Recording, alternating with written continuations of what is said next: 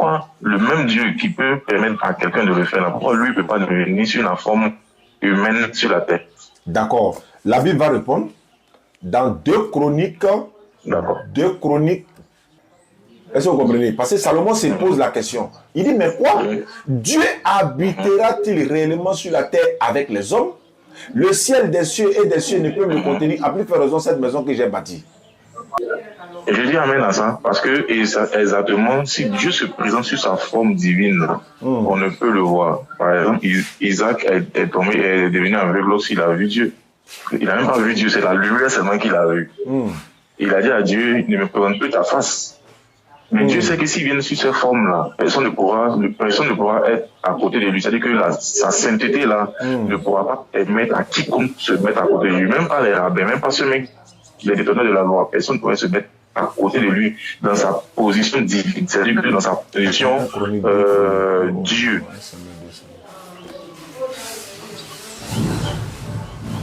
Et donc, qu'est-ce qu'il fait?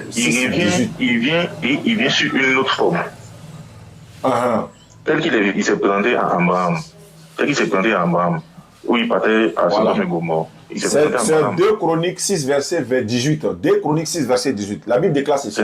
Mais quoi? Dieu habitera-t-il véritablement avec les hommes sur la terre? Voici les cieux et les cieux des cieux ne peuvent te contenir, combien moins cette maison que j'ai bâtie. Il m'a dit, vous dites que Dieu est venu sur la terre, mais la Bible dit que Dieu ne peut pas habiter sur la terre, il ne vient pas sur la terre ne peut pas le contenir. Non, mais il n'est pas dit.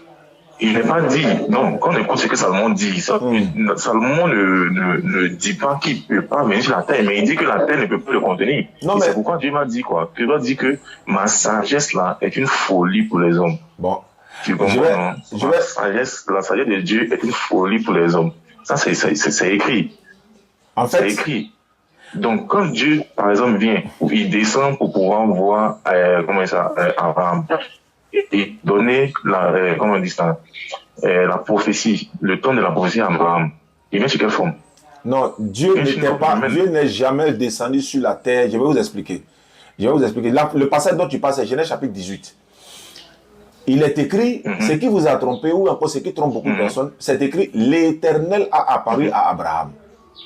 Donc, dès que vous avez vu l'Éternel, pour vous en même temps c'est Dieu. Alors que dans la Bible, l'homme, l'être humain est appelé l'Éternel dans la Bible. Est-ce que vous comprenez? Les anges sont appelés éternels dans la Bible. Les hommes. Pardon? Est-ce éternel avec grand E? Est-ce un éternel avec grand E? Tu comprends maintenant que l'éternel peut s'attribuer à un ange.